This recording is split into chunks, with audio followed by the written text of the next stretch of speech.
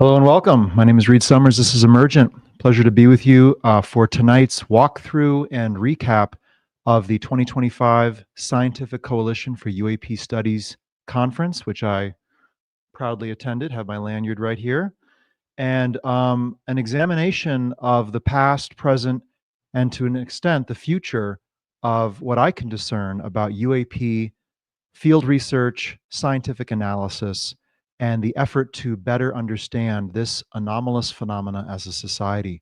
So thank you so much for being here. I'm going to be taking questions throughout the show tonight. So please head over to Slido right here. You can hit that QR code with your phone camera, start queuing up your questions, whether it's about the contents of this year's conference, UAP science and research in general, or other basic questions regarding the phenomenon. I'll be happy to take them. So to begin, this year's conference was a very interesting experience. I attended last year's SCU conference as well as this year's. Just a few overall reflections, and then we can dive into some of the key highlights, takeaways, surprising moments, and then some of the deeper problems which I saw kind of driving the dialogue, I thought, in a positive direction. So that's the plan of attack. So thanks for being here again. If you are new to the show, please subscribe, like, share the show, spread it around to others. All those clicks and likes help the show grow. So I appreciate that. And hopefully we can get more people to this very important, timely, and I would call urgent topic. And we can get more eyes and ears and hearts and minds looking at this in all the ways we need to, not just scientifically or with the scientific method, but with all disciplines, with all of our human knowledge base employed. So that is the purpose of my work. And I also want to point you here to Forerunner. If you're not on Forerunner yet, definitely get there. 184 people and growing as of right now. And join a community that's examining the front lines of this human contact with a potential non-human intelligence and all of the emergent new qualities of human life that will bring into being. It is truly a collision of worlds, a mixing of streams. It is going to be fascinating, possibly frightening, certainly uncertain as to how this interface with NHI, non-human intelligence, will take place. So very important that you're there and that we begin as a community to examine this. All right. So what is the SCU? Let's take a look at their website here. I have that pulled up. Here's their homepage. And I'll just read this statement right here. We conduct, promote, and encourage the rigorous scientific examination of UAP, commonly known as unidentified flying objects, UFOs. We utilize scientific principles, methodologies, and practices in the study of unidentified aerial phenomena observed and reported around the world. We provide scientific case analysis to support witness cases, other scientific organizations, and government entities who are looking for the certitude of facts for this phenomenon. The conference of the SCU is held annually in Huntsville, Alabama. You could call that the belly of the beast, right there with all the defense companies, aerospace, some IC intelligence community. Their conference has traditionally been hosted at an interesting venue. It's a tavern right at the edge of Redstone Arsenal, a very large Army facility. Makes it feel almost like, a small pinky on the body of a much larger beast, which is the U.S. defense apparatus, which has been aware of this phenomenon for a very long time, has studied it closely, has assessed it as real and warranting further analysis, and by all accounts and by much testimony, is involved in a variety of programs to retrieve craft of potential non-human origin, to reverse engineer those craft, and to deploy marketable technologies, weaponizable technologies from these derivative sources. So interesting, definitely, to be flying into Huntsville of all places to begin looking at UAP science and research. I'll head over to the agenda here. You can pay to gain access to the talks. I recommend it. There's some great presentations, fascinating commentary here. I don't have time to walk through every single talk, obviously, but I will kind of highlight the main takeaways and the most interesting moments that I was able to glean sitting in the room. So first off, we have the keynote by Jay Stratton, which began the event Friday evening. I found this presentation a bit of an oddball in the event.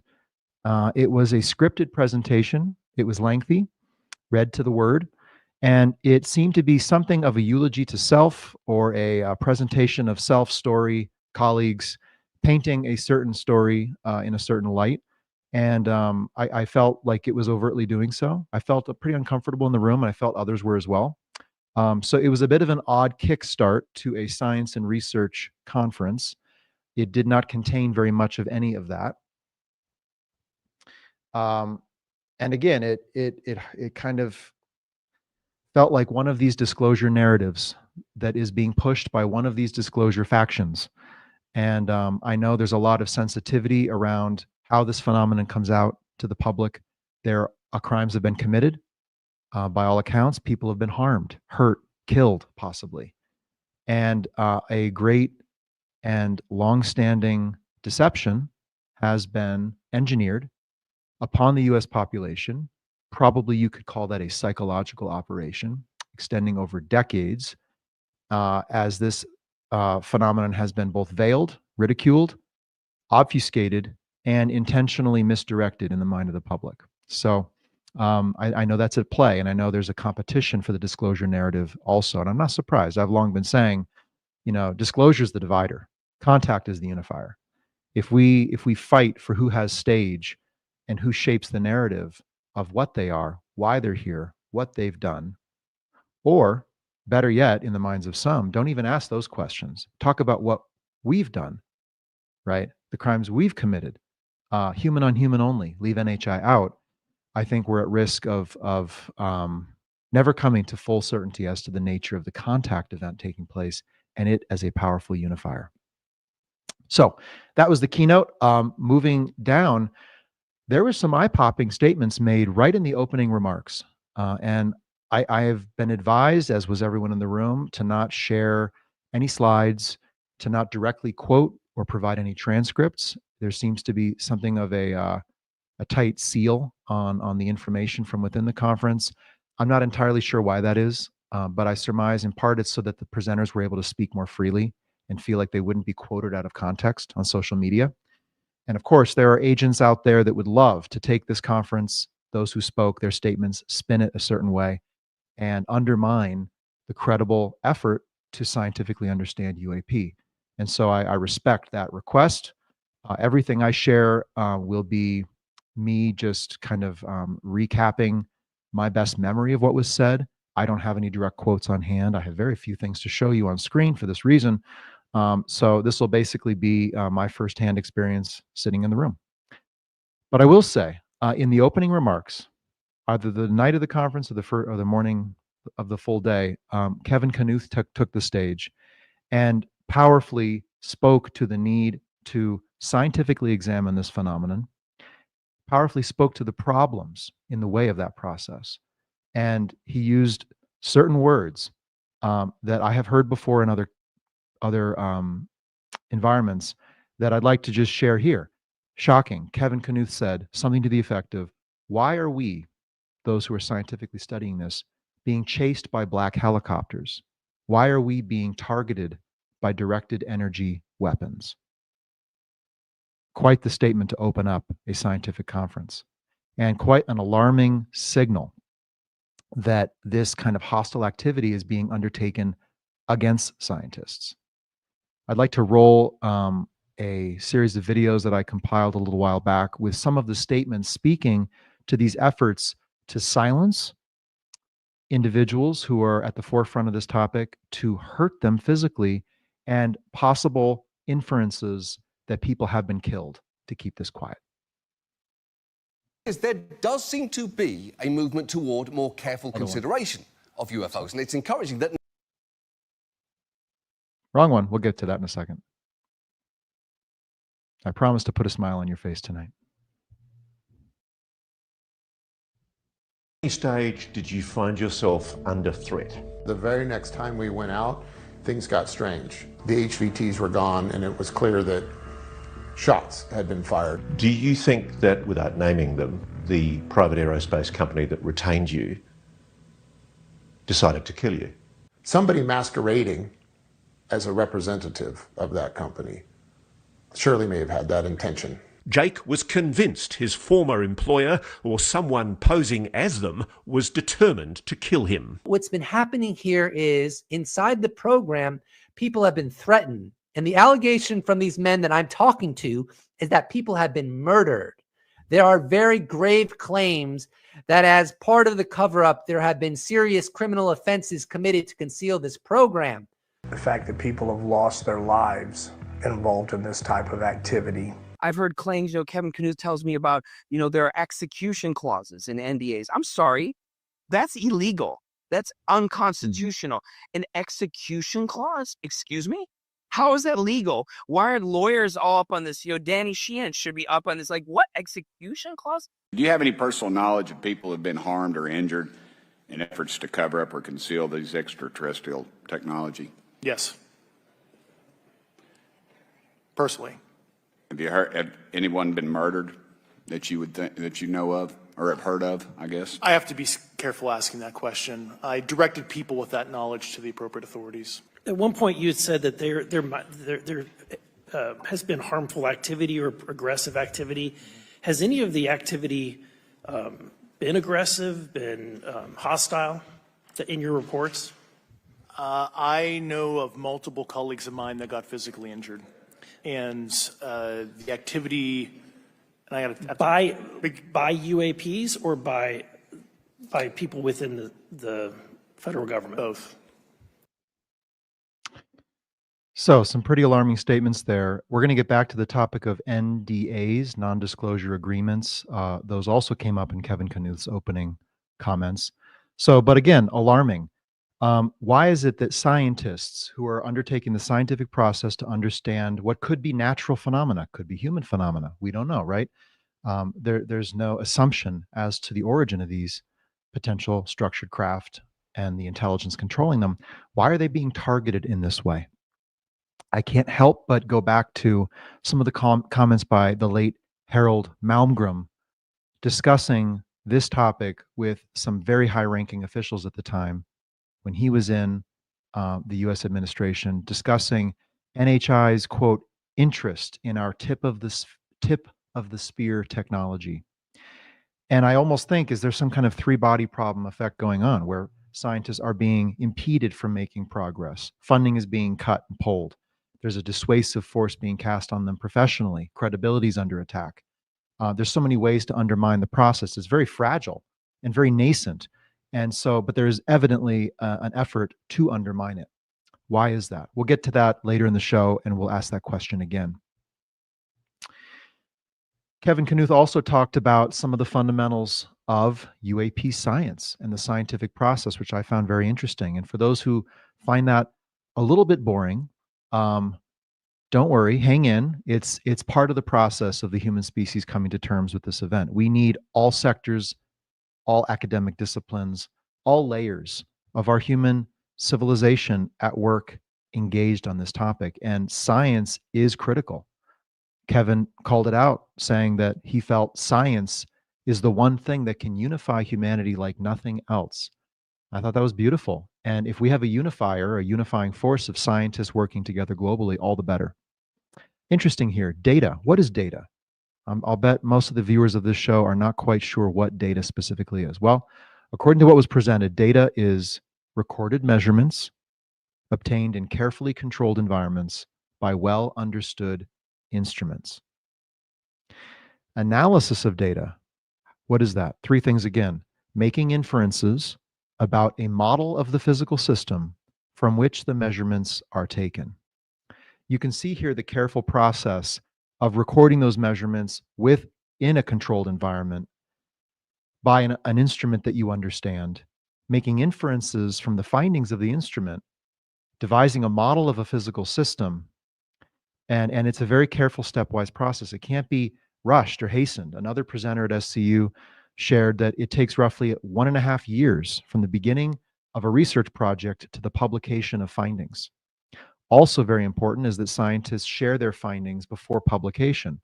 And one presenter said if he sees research shared on YouTube before he has heard of it through the scientific grapevine, he is suspicious, because scientists must share their methods, the research being undertaken, early findings, the whole peer review process. It's important. And I know it's, for us citizens out there, it's maybe frustrating. We're stamping our foot. We want answers now. But in the words of John Oliver, I think we might need a process as boring as this. Let's roll that video. There does seem to be a movement toward more careful consideration of UFOs, and it's encouraging that NASA recently assembled a small team made up of experts in everything from science to aerospace safety to examine UAPs. And last summer, we got a glimpse of what it is like to have them break down a UFO video. So knowing the jet's altitude and the bearing to the target, we can apply basic trigonometry to figure out where that object is in altitude space. So it's the ocean that looks like it's right behind it is actually 4.2 miles away. And this is our first indication that some or most of the motion that we observe, the apparent motion of the object, is in fact due to the rapid motion of the sensing platform. Well, that was boring as fuck. I mean, no one in their right mind would want to go to a McDonald's themed after that explanation at all. But that is kind of the point here. In that, again, 4-hour video, they set out what they know, the object speed, and concede what they don't know, which is what the object is. And they make the argument that to get a better understanding of UFOs, a rigorous, evidence-based, data-driven scientific framework is essential, and they are right about that. It's both promising and long overdue to see people approaching this issue soberly, scientifically, and perhaps most importantly, boringly. So there you have it. You know, this is the process that's underway, and all thanks to those scientists who are out on the forefront, taking a risk for credibility and career, to get out into the field to collect real hard evidence on this phenomenon and establish a firm foundation of what we understand to be taking place, above which other indications, other hypotheses can be made that press the scientific field further. But we do need that baseline. If we're all swimming in the sea of miasmic theorizing and speculating, we're not going to get anywhere. We need some hard current telling us this is where the water's flowing. And then from there, we can begin to get out into the field further. And we'll talk about what UAP field research might look like. And back to the Q&A, Slido, I would love to know what you think about that. What questions do you have about UAP science and research? What do you think would be would press the field further and lead to possible breakthroughs in understanding regarding this phenomenon? Throw it in there. We'll review that in a minute. You know, it came up in this conference. Well, first off, let me just say, this conference was way different than last year's. There was much more discussion about the direct human experience of a non-human intelligence. The existence of an intelligent controller behind UAP craft was taken more as a premise, and there was much less argument about whether that's true or not. NHI, that phrase was used extensively. I heard the word abduction used at least half a dozen times in the closing comments of the conference. Okay, not something I would have heard last year. So I think the field is advancing from craft to controller, from UAP to NHI, to discuss who's behind the wheel, why they're in our world, what they're doing, and what indications, signs we can discern from the vast panoramic data set already available with hundreds upon hundreds of thousands of data points. Can we use machine learning to detect signal and trend pattern in that large data set? We are. SCU already is. So there's much more movement towards discussing the potential entities, their potential intentions, and of course, what follows from this is a discussion of implications and outcomes. And, you know, as we build a more firm scientific understanding of the craft, hopefully someday of the controller, we can begin to inform decision makers as to how to respond. And I'll get into that in a moment. But I just want to call out this. Most people would say there's no physical evidence of UFOs. It's all testimony from individual citizens who claim to have had these wild, you know, physical encounters, or it's former government, not acting government, making these bold, garish statements about a crash retrieval program, etc. There's no physical evidence. Well, that's not actually true. I'm going to put up on screen here a paper that was discussed at the conference that came out only a month or two ago. It's a 194-page paper spearheaded by Kevin Knuth, but co-authored by a long-running list of others who have done important research on this, establishing the fundamentals of the phenomenon of UAP. You can hit that link up there. You can download it and read it. It's got a lot of interesting historical information, the most important key cases that establish an evidential baseline for the phenomenon. In it, there are 4 physical evidence cases that I saw mentioned, and I'd like to put those up on screen and look at those together. And this was also discussed on stage at the SCU conference. So we have the angel hair phenomenon. This goes back to 1954 in Florence, Italy, when a soccer match between 2 teams was stopped because a cigar or egg-shaped craft silently hovered above the stadium. More than 10,000 spectators watched as a silver glitter drift down like snow. The fibrous strands, later gathered by journalists and chemists, proved fragile. Spectroanalysis showed the following: rich, glassy fibers, not spider silk. Okay. So, and I've heard this elsewhere, that either due to their propulsion or some other response to human observers on the ground, or military and a military encounter, some physical substance is released from these potential craft and is recovered on the ground. Landing sites, so many cases of physical evidence on the ground, measurable and verified by scientific analysis. This is in Kansas. This teenager, Ronald Johnson, saw a 9-foot luminous mushroom-shaped craft hover 2 to 5 feet above the ground beside his family's shed at dusk. After it shot away, an 8-foot glowing ring remained.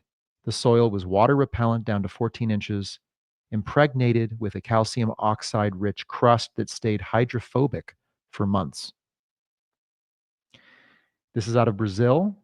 Fishermen reported a disc that veered upward and exploded over the bay, showering paper-like paper light shards. A Rio newspaper received 3 samples by mail days later. Multi-lab tests found the pieces to be extraordinarily pure in magnesium, and further isotopic work demonstrated them at the extreme edge of terrestrial values, still debated today. Last, out of Mount Clemens, Michigan, a woman driving, and this is very important, most people would say there's never been a physical encounter, altercation on the ground. A UAP has never hit anyone or hit anything, and that's not true. We're going to go through 2 cases in which that may have happened. A woman driving a Ford Escort at twilight saw a silent basketball bright light rush her car and strike the roof with a thump. Scraped residue contained car finish polymers, clay, and a manganese-rich metal oxide foreign to the vehicle, suggesting the oxide came from the object itself. Okay, now here, let's stop that screen share. And I want to take you over to Forerunner. I have begun posting on Forerunner some key evidence that I think it's really important for us to be aware of. I'm over on Forerunner right now. If you go under the Forerunner Lab, which is where I share kind of real-time evidence and indications, I'm starting to compile this here. There's the Mount Clemens vehicle collision. Down at the bottom, I just want to quickly review this instance of a UAP impacting a vehicle. This is a well-known case. It's been referenced many times in documentaries and books, similar to the Mount Clemens. In the early hours of August 27, 1979, Marshall County Deputy Sheriff Val Johnson was on a lonely road in Minnesota when he saw a bright light ahead. As he drove toward it, the light suddenly shot directly at his vehicle, blinding him and causing a collision. I'm going to go down to the evidence section here. The windshield was shattered with spiderweb cracks, not characteristic of a rock or physical object impact. Roof-mounted antenna bent sharply. Roof light bar was damaged and one headlight broken. And the damage pattern was interesting, all concentrated in a narrow 1 foot wide swath across the vehicle, indicating a highly directed energy, external force. And of course, there's, I believe this vehicle is even in a museum, or some pieces of it are. So, you know, the physical evidence still remains. and there are numerous records of it. There was corporate analysis, law enforcement was involved, there was a polygraph test involved. So pretty interesting to see some indication of real physical evidence behind this phenomenon. I would also say that, and I would question, is our scientific approach to studying this informed by the possible intentions of the sentient entities that might be behind it? What if they do not want to be scientifically understood? What if they know that physical evidence would be the key to hastening our scientific understanding of them? If you look out throughout the whole phenomenon over history, there seems to be a desire to remain enigmatic, for there to be much ambiguity, strategic ambiguity among governments, citizens, scientific organizations. There seems to be a desire to scatter the bones of this, what should be careful anthropological dig to get down to what is this entity, in the ground. And something keeps scattering the bones so that the skeleton never comes into view. And so is that all us? Is that just government? Is there an NHI component to that? I think it's worth asking those questions. But there is physical evidence, and it verifies the increasing demonstrative evidence, photo, video, research analysis report, which also reverse verifies, begins to, some of the wealth of testimonial evidence that is out there. So we have testimonial, demonstrative, and physical. We need all three. What I would advocate is that testimonial gives us strong indications as to where to go look for the physical evidence. And this is where I would advise a collaborative, targeted field research into the phenomenon on the ground, in the sky, in the water, in the next several years among the large and ever-growing suite of UAP research organizations. Everyone is very balkanized, siloed from each other. Everyone likes to keep their hands firmly gripping their data. They don't want to share. That's a problem, right? So somebody has to take one for the team here and let things out of these various secrecy containers that either we've created or the phenomenon has created all around. So let's get back to SCU. I thought it was very interesting. SCU updated the conference on 5 specific, they call them projects, to basically advance our understanding of this further. There was a drone project reported off on. There was a gravity wave, I think, project, an intentions project, which we'll get back to, USO, underwater submerged object, unidentified submerged object, sorry, and then a database project to basically bring together a wealth of UAP data from across the world and from other organizations. Interestingly, on the drones, there was some interesting data points here. A chart was shared regarding the reported elevation, flight altitude, I should say, of these reported craft. Many were reported low, and it was shared that 400 feet is the legal flying limit for most private and even commercial drones without a license. To get a license, you need to petition the governing bodies, and it's very difficult to do. They don't give many of them, and then you can go above 400 feet. Well, significant numbers of these craft, as analyzed by SCU, were found operating at 2,000 feet, 4,000 feet, 8,000 feet, and much higher. It was shared that at 4,000 feet, you've got a persistent 25-mile-an-hour wind globally. At 8,000 feet, that goes up to 35 miles an hour. So it takes considerable engineering to keep a craft in the air, loitering for long periods, fighting those winds, and also a craft of considerable size. There was also 6 to 8% of reports were of a highly abnormal looking craft, sphere, oval, something very non-terrestrial looking. And in addition of those they looked at, there were 800 reports of close encounters between these craft and military or commercial aircraft. In some cases, dozens of feet near. You could call that a near miss or a near collision. And of course, tip of the spear on the risk spectrum regarding UAP would be the air flight safety risk. There have been instances of commercial airliners loaded with passengers taking off out of airports and nearly colliding with a spheroid craft. or a luminous ball of light. So, not without risk. The intentions study, I should say, SCU just released their fourth in a series of intention studies looking at UAP interest in our atomic warfare complex, general military sites, and approaches to civilians and civilian infrastructure. I've shared it in my podcast before. I've also discussed it in lecture 2 of my course, Decoding Alien Intent, which is happening right now. Get on Forerunner. It's free and open to the public. But they are making some interesting observations out of a highly curated data set. I don't have all 5 variables in front of me. There are 5 variables they're using to curate. I know one is credibility of reporting, of the person reporting. The second is that an official report was conducted into it. And there goes on. But anyway, it is a curated data set. They're making some interesting observations regarding a very high confidence assessment that UAP are actively assessing our atomic warfare program, whether that's nuclear weapons development, atomic radioactive material storage, launch facilities, etc. That this peaked in the early 50s, okay, and has shifted starting in maybe the 60s to a closer interest in the civilian population and maybe more of a generalized observation of humanity.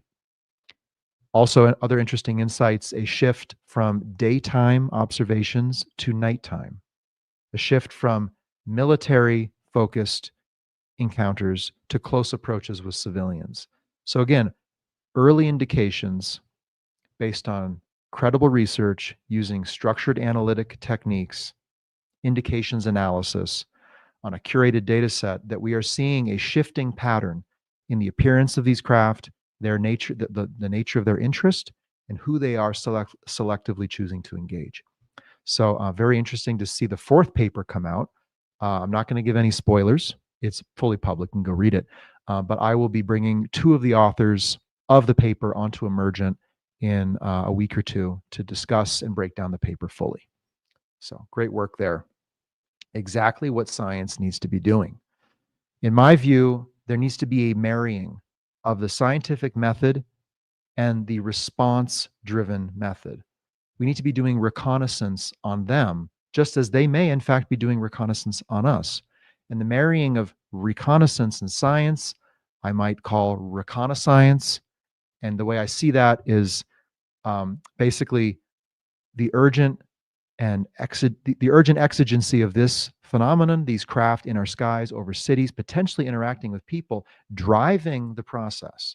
So it's the response-driven process, calling in science to do on-the-ground scientific research to gain firm scientific understanding upon which further decision-making can take place. But if science is off on its 300-year journey, Copernicus to Galileo to UAP studies, and we figure out in the year 2150 what the heck these were, might be too late. This could be anything. This could be an integration. This could be a symbiosis with a new form of life. It could be competition over environment or resource, kind of in an evolutionary sense. It could be a direct incursion or in an effort to alter our society's trajectory, technologically, genetically, socially. So we don't have 150 years to undertake a pure scientific method of this phenomenon, in my view. It's sentient. I'm pretty sure it doesn't want to be understood. That's part of the reason why it's not.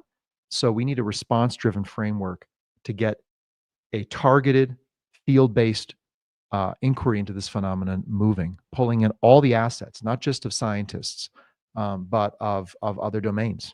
So call it reconnaissance. Interestingly, Kevin Knuth posited that he doubts anyone knows much about UAP. We all think the government knows, the defense companies know. He said on stage he doubts anyone knows very much.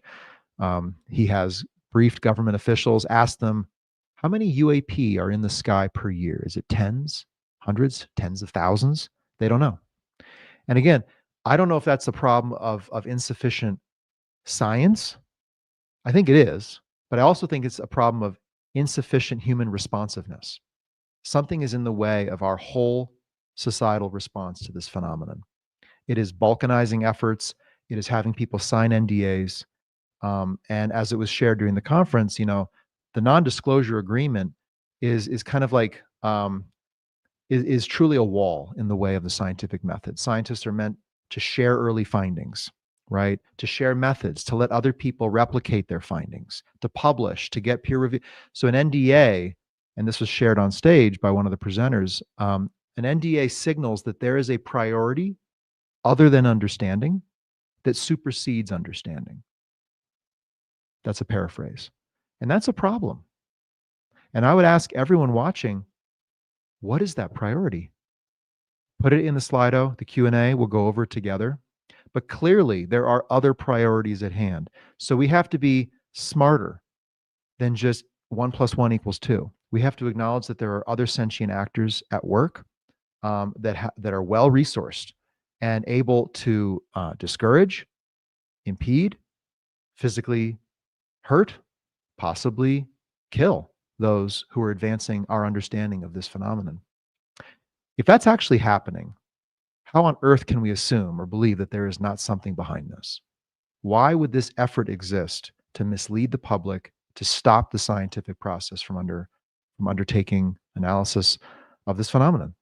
It's kind of like, it's very confirmatory that there is a there, in my view. Interesting, it was also shared the problem of discrediting science. Cold fusion was provided as an example. There was a paper published, I don't know the researchers, I don't know the year, but basically they used all the wrong methods. They did it the wrong way. And that was used against not only them as researchers, but against the whole field of the study of cold fusion.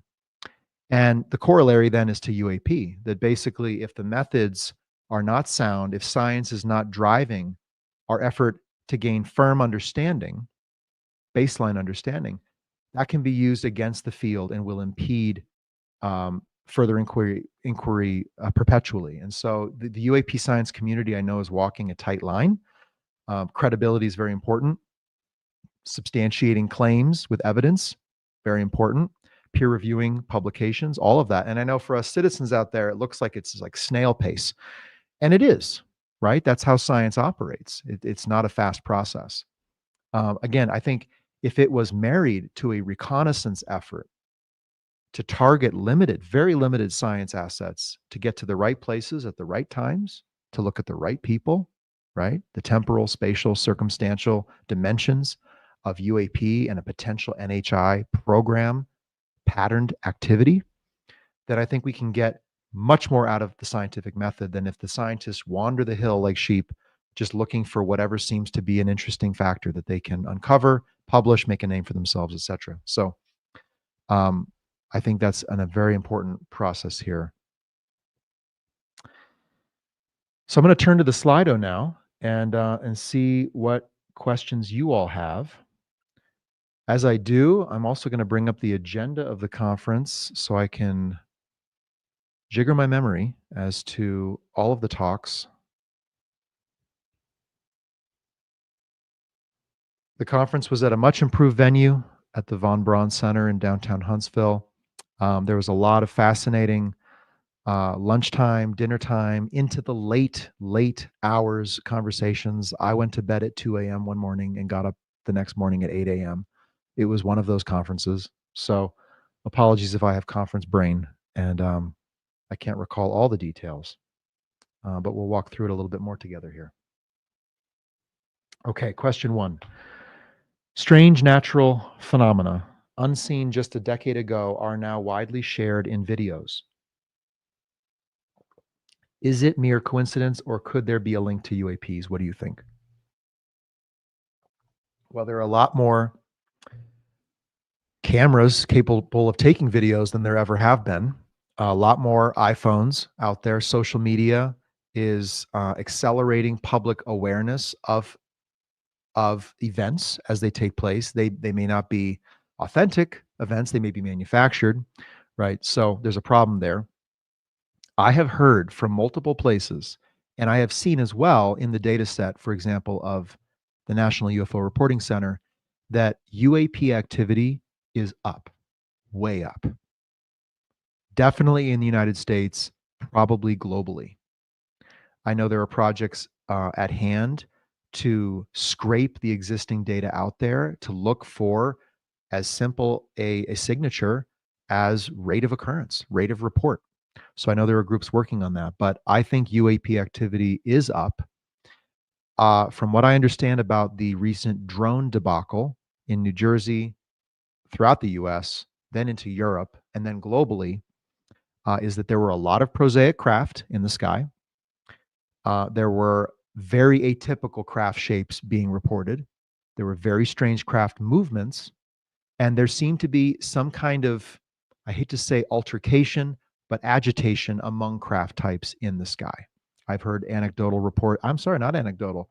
This was on video. This was by a credible observer with a multi-sensor detection kit, calibrated instruments, sharing with me that they had observed these spheroid plasma orbs going in and out of visual detection, but still detectable on radar, I believe it was, and that there were more traditional human-made drone craft trying to chase them away. So what are we looking at here? Other groups have reported as well different morphologies of UAP in the sky, attempting to chase one another off, seemingly, or to have some kind of altercation in the air. What are we in the middle of? Jesse Michaels posited, are we in the middle of an NHI proxy war in the sky? Is this a contest for access to the airspace, to the ground space, to the ocean? We may be in the middle of something much more complex than we understand. And so to answer the question, you're right. I think there's more people looking.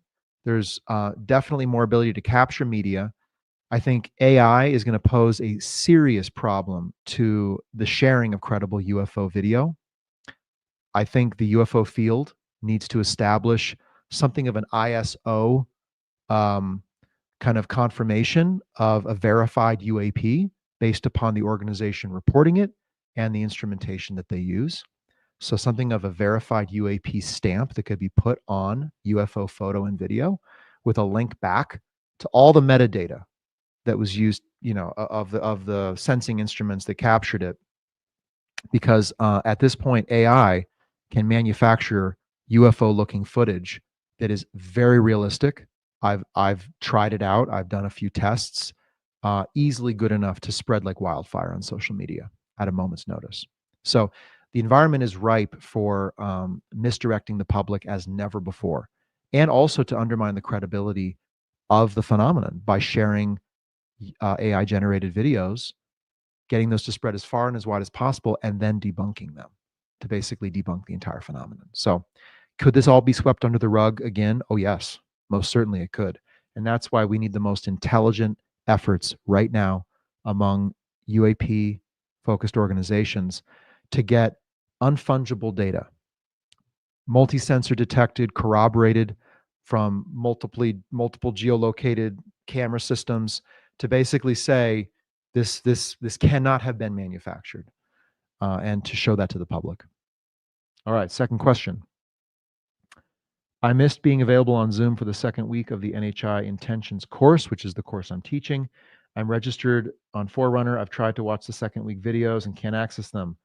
Can I get up to date before their third session, please? Yes, you may. We had a bit of a team fluke.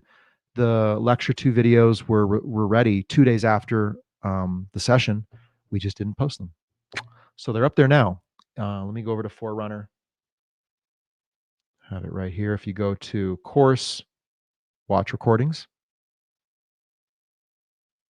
63 people enrolled. That's great to see. So, lecture 2 says upcoming. Well, it's actually there. If you just hit the lessons, the videos are right there on the page. And the next live session of the course is next Wednesday at 7 o'clock Eastern Time. And if you'd like to get in on that, you just go over here to the live lectures, put your name and email in there, and we'll get a Zoom link sent out to you. We have a number of special treats for the next lecture. I'm bringing on a candidate PhD entomologist to talk about species interaction and ways that field of zoology, biology can inform how we look at non-human intelligence. So he'll be coming on with me and be a great presentation and great discussion to follow. Okay. Third question. Reed, curious if AI was in any way part of these discussions. Definitely the use of AI and machine learning to scour the existing databases for signs. I'm not sure if you're asking about the question of AGI, artificial general intelligence, the nonstop race to achieve the singularity and open up on Earth a new technological intelligent powerhouse that can rewrite human history going forward and re-engineer our technological systems and presumably our society. Pretty alarming. Definitely do recommend looking into the AI 2027 project that's out there online. Pretty alarming how this runaway race to achieve this technological reality could reshape our world in ways we do not want. And if we have a non-human intelligence in our world, highly technologically capable, with our species data set already in possession, presumably with observations of our species going back 80, 100, hundreds of years, right? It is a very dangerous time to run the systems of society off an autonomous intelligent machine that is sourcing our human data set to do so, because our human data set is no longer just our own. We have leaked it into space. I wouldn't be surprised if AI or non-human AIs could be created, if data could be reintroduced into the human technosphere that could adjust even slightly the trajectory that we're on. And I wouldn't be surprised if a non-human intelligence wouldn't mind for us to accelerate our tech development on a timeline not in our best interest, but in theirs, so that they can couple with it and potentially work with us in ways they couldn't if we're just a world of 7 billion organic, in hyper intelligent apes using our eyes and ears and fingers to detect our world. If we're using basically the system to do that, well, that system might couple with other systems. It might be interoperable in ways we don't understand. So definitely a concerning reality right there. I'm going over to the last session here of the conference. Let's see, there was a number of interesting talks. There was a talk by Wes Waters on low-cost multi-sensor detection systems for UAP. I know that's not the most exciting concept out there, but it's exciting to me. Low-cost UAP observatories, Wesley Waters from Wellesley College. But we need to be able to deploy small systems that are affordable, that could potentially be compiled not just by world-class research institutes, but citizen scientists, to deploy those in the field and bring the data into one place so that we can analyze it, researchers can access it, and it can provide real-time insight into the UAP phenomenon.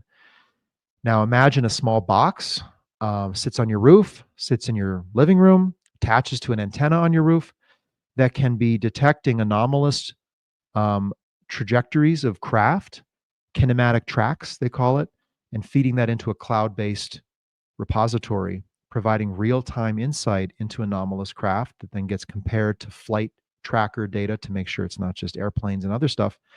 And then also to corroborate that with eyewitness video captured media. So basically, if an app alerts you that there's an anomalous object going at 10,000 miles across the country, says, hey, you might want to go outside and snap some photos of that. Those photos get put up into the cloud. And now what used to be far too shaky, a demonstrative form of evidence, a photo or a video to prove anything, becomes a corroborating force on top of sensor data that's much more high credibility. So great to see low-cost UAP observatories being developed. I know there's a number of groups doing that. Skywatch, Hostility out of, I believe, Norway, UAPX has been working on observatories, Galileo project. Some of these are much more high cost, much more complex. But imagine we bring all these technology providers together into really a UAP technology coalition, and we identify basically hotspots of UAP activity, especially as they map on top of hotspots of reported NHI encounters, right? Because now we understand where the UAP is coming close to the ground, engaging people at close approach, having real effects on them psychologically or biologically. Put our instrumentation right there. Maybe it's the south side of Chicago. Maybe it's a neighborhood in Philadelphia, right? Maybe it's a farm field in Kansas. And get high quality corroborated data from that setting, and also further insight into the encounter reality with NHI. I found it very interesting. I mentioned it in the beginning of this conference, how abductions were mentioned many times. And I have not heard that. That's been a word to avoid, it seems, among the UAP science crowd. They want to go hard nuts and bolts. They want to study those shiny objects, those metamaterials. They want to understand propulsion, all of that. But, that's like studying the car to try to understand everything you need to know in a timely fashion about the person driving it, where they're leaving from, where they're going to, what the cargo is. We need to go a step further and become more intelligent in this encounter with another intelligence. We need to be the HI, right up with NHI. And so they're hyper intelligent with us. They're not leaving many traces for us to uncover. They're frustrating our best efforts. Maybe we can frustrate their best efforts. Maybe we can't understand everything about them, but maybe we can change the operating conditions, which at this moment might be quite pristine, in that there's very little instrumented detection of UAP, very little public awareness. Maybe we can change the operating conditions and observe alterations in behavior. Maybe that would be a intentions indication. I think that's very important. But in addition to coordinated and targeted field research on UAP, I think we need to go into the testimonial record of NHI encounters. We need to look for the profile, the characteristic signatures of the profile of the event and the entities reported, and gain early insight into what we might be dealing with. This is critical. This is an intel gathering process. I had Joshua Pearson, who is the National Security Advisor for SCU, on the show. He just did an AMA on my site, Forerunner, a couple weeks ago, talking about this fusion process, fusing this multimodal intelligence gathering that is possible. And so it's not just technological, right? It's human intelligence, HUMINT. It's SIGINT. That's more the technological signals, signature or signals intelligence. There's open source intelligence, right? So there's so many different sources that need to be fused. I don't doubt that government actors are down this road very far and have already done their intentions analysis. We need to do it too. We need to be able to verify claims, whether those come from government or from a non-human intelligence. It's always a risk that we might see a mass appearance event of UAP. And that might be done with our best interest in mind or with someone else's interest in mind. And we would need to corroborate the claims made. Maybe they say we come in peace. Do they? Maybe they say we come to stop nuclear war. Do they? That certainly wasn't the finding of the intention study at SCU, which did not find an intervention to stop nuclear war as the most plausible scenario, rather something much more observatory. But why are they observing, right? This is where we need to ask those next probing questions. We need to interrogate this phenomenon, just like it might be interrogating us. If you take experiencer accounts seriously, how can we interrogate it? We go get right up in the space where it makes the most intimate contact with average people. We go collect testimonial evidence. We ask the people soon after the event, what was your abduction like? We get demonstrative evidence, everything from, if possible, ring camera footage, medical labs scrubbed of PII, personally identifiable information. We get actual demonstrative evidence. And then we look for physical evidence on site, which has been done historically, but these have not been sufficiently fused together and presented to the public in a way that circumvents the disinformation effort to really get into public consciousness that this might be happening. So there are serious steps for us to take to push the threshold of what is known, and not just sit there and look up at the sky for shiny, hard nuts and bolts objects. Let's go back to the topic of NDAs. It was brought up that NDAs are a major problem for science. And this topic of an NDA, I think I have a paraphrase statement here. Let me get to it. Find that here. Where did you go? There it is.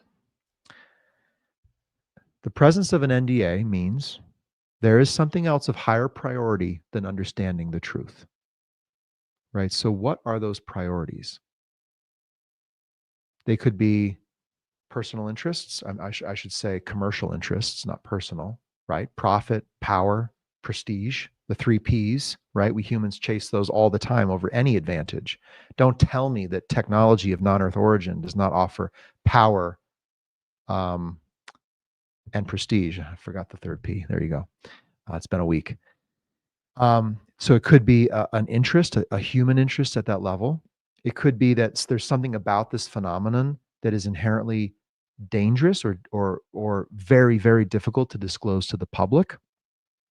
There might be indemnifying information, things that actually tie certain people who are alive or who are even in power to criminal activity. It's possible that people have been harmed, right, in the process of either the encounters with the phenomenon or in the secrecy apparatus that we've created around it. It's possible that there are strong indications that the phenomenon itself is a problem, right? And there is an intention to keep that away from the public to either profit or benefit from it secretly through collaboration and agreements, or to fight it in secret.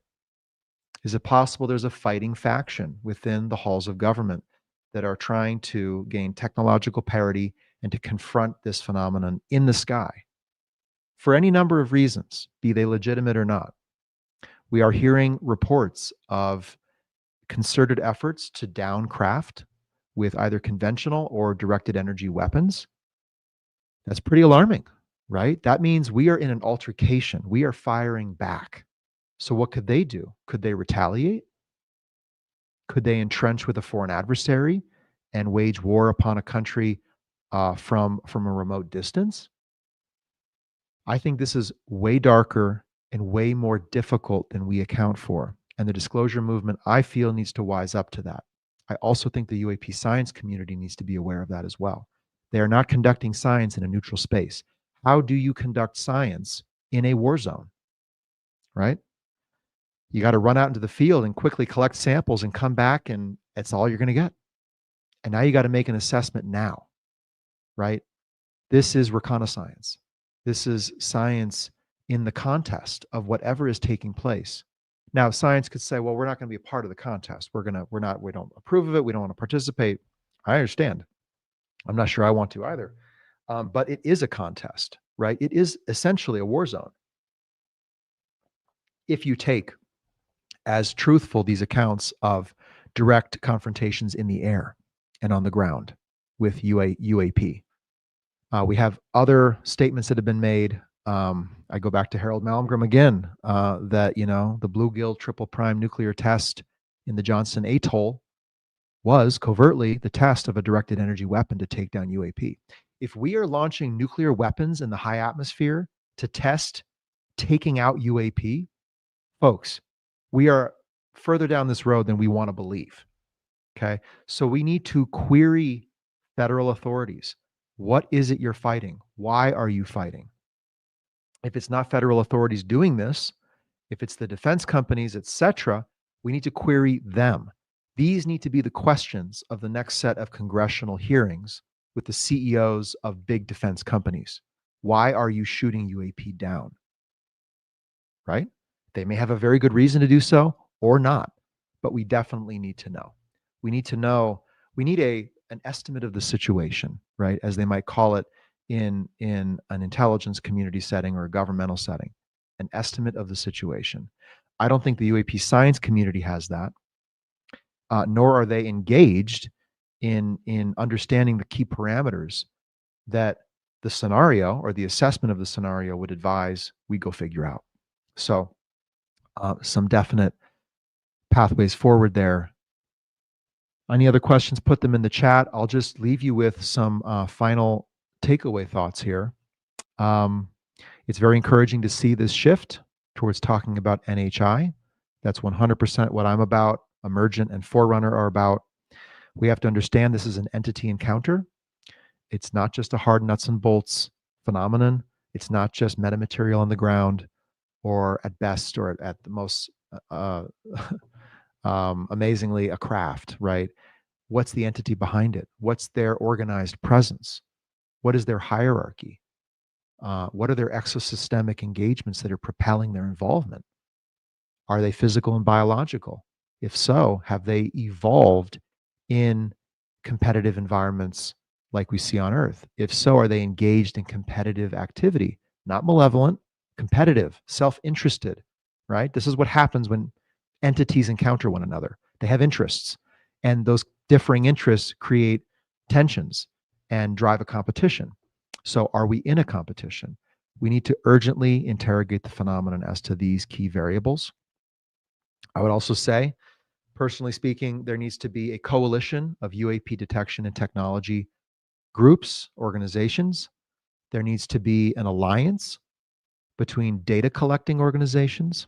The data needs to fuse and become available for the good of society, the good of humanity.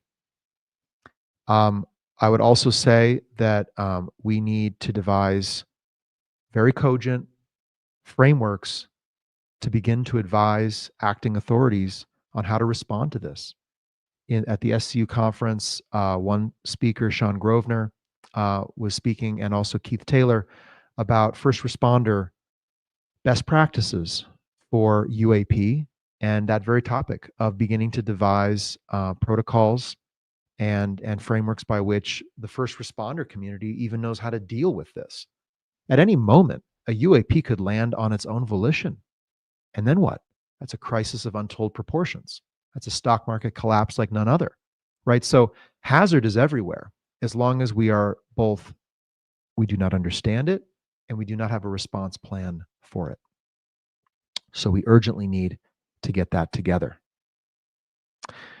With that, folks, I'm going to sign off, and thank you to the SCU, to all the presenters. I do encourage those who weren't there, you can still pay to attend after the fact. I've been enjoying the lectures after the fact, and I look forward to bringing on to Emergent some of the guests, some of the SCU research staff, as well as to any partnerships that can take shape in the future where UAP detection and tracking efforts can synergize, data can be shared, technology, best practices, and methods of detection can be systematized. So this needs to happen. In the words of John Oliver, it's boring to society broadly, but it is part of what advances this bleeding edge of our understanding of the phenomenon. So with that, everyone, thanks for joining me, and I look forward to seeing you at the next episode of Emergent.